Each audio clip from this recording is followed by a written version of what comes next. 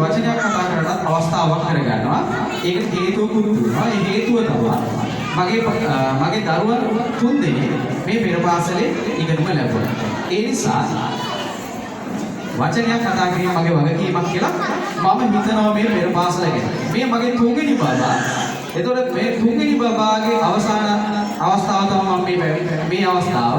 ඉතින් මේ පෙර පාසලේ දැක්කම සුවිශේෂී ලක්ෂණ කිහිපයක්. ඒකට පුංචි කතාවක් මම කියන්න ඕනේ කියලා මට හිතුණා. පුතේ අහගමු අපි. ඇත්තටම පෙර පාසලක් කියලා කියන්නේ පෙර පාසල. පාසලට පෙර පාසල කියන අදහස. ඒ කියන්නේ විධිමත් අධ්‍යාපනයේ ප්‍රථම අවිධිමත් අධ්‍යාපනයේ තුලින් විධිමත් අධ්‍යාපනයට යොමු කිරීමට උත්සාහ කරන ස්ථානයක් තමයි පෙර පාසල කියන්නේ. ඒතරයි පෙර පාසලේ කාර්ය හරියට සිද්ධ වුණොත් තමයි අපිට පාසලේ ළමේ නිවැරදි ළමේ අපිට යොමු කරගන්න පුළුවන්.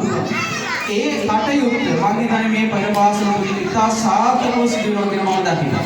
ඒම ගුරු මහත්මිය දෙපළ ඒ වෙලේ කැපවී වැඩ කරන ස්වභාවයක් මම මේ ප්‍රේමක්ෂණ තුල දැක්කා. අතන පෙර පාසල කියනකොට වඩා උකට අපි කියන පූර්ව ළමාවිය සංවර්ධන මධ්‍යස්ථානය කියලා. පූර්ව ළමාවිය සංවර්ධන මධ්‍යස්ථානය කියන එකේ තේරුමක් මොකක්ද? සංවර්ධනය කළ යුතුයි.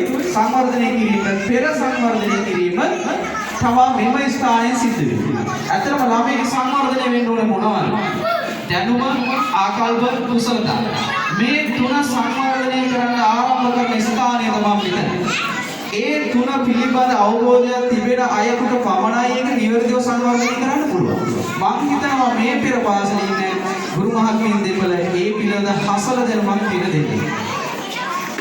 අවුරුදු 32ක පළපුරුද්දක් තියෙන ගුරු මහත්මියක් වගේම ඒ වගේම හොඳ දැනුමක් තියෙන අපි පොඩි ළමයි කියනවා පොඩි ටීචර් ඒ දෙපළ බොහොම සාර්ථකව මේ වැඩ මේ දරුවන්ට අධ්‍යාපනය ලබා දෙනවා. මම ඒක දැක්ක තව සුවිශේෂ දෙයක් තියෙනවා එතන. මගේ දරුවා මම ගොඩේ දැනුම ආකල්ප කුසලතා වලින් සම්පූර්ණ කරන තැනක් මෙතන කියලා. ආකල්ප වශයෙන් වෙනස් වෙච්ච තැනක් මම දැක්කා. ඒ දැකපු තැන තමයි මෙන්න මේම දෙයක් සිද්ධ කරනවා මගේ දරුවා හැමදාම මේ පෙර පාසලේ සිට දෙමව්පියෝ සමහර අය දැකලා ඇති. මගේ පුතා මෙතන මේ ඉස්සරහට පෙර පාසල ඉස්සරහට ඇවිල්ලා තමයි දන ගහලා මට වදිනවා. ඒකට හේතුවක් මම මගේ නෝනා දෙන්නම ගුරුවරු අපි දෙන්න උදේට පුදුම අවිවයින්කාරී. පාන්දර 4:00 දා වැඩ. මගේ ලොකු දරුවෝ ඉස්කෝලේ අනුරාධපුරේ යනවා. ඉතින් උදේ 4:00 වැඩ. අපි වේගයෙන් ඉක්මනට කටයුතු කරන දුවගෙන ආයක වාහනාවක් නැගලා එන අය. දරුවට වදින්න වෙලාවක් නැහැ. එතකොට එයා පුරුදු වෙලා ඉන්නේ මෙතනදී තමයි දන ගහලා වදිනවා. හැබැයි අපි කියලා දීලා නැහැ වදින්න කියලා.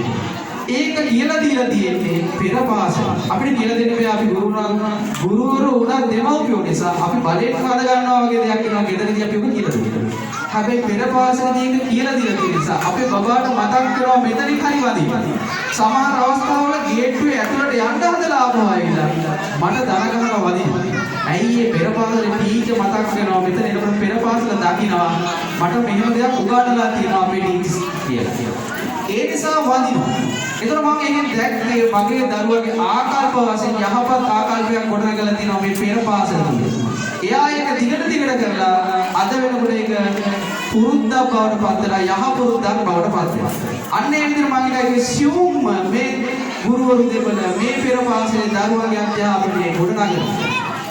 ඉතින් ඒ නිසා මම පෙපරට මගේ ස්ටුඩියෝ වගේම මගේ මේ අවුරුද්දේ දෙමව්පියන්ගේ ස්ටුඩියෝ ඇත්තටම පුරුදු කරනවා මේ වගේ දෙපළක් මේ ප්‍රදේශයේ සිටීමත් අපේ දරුවන්ගේ භාග්‍යයක් වෙනවා සැලකනවා. එසේ කතා කරමින් වැඩි වෙලාවක් ගන්න මගේ කතාව අවසන් කරන ඔබ සම්පූර්ණ ස්තුතියි. හොඳයි දයාපුර දෙමව්පිය සහෝදරී දෝතුනි පිළිගෙඩියේ කතාව ගෙනත් ලැබුවේ ගලෙපිටිදව ප්‍රාථමික විද්‍යාලයේ ආචාර්ය වජිර විජේරත්න මහත්මයා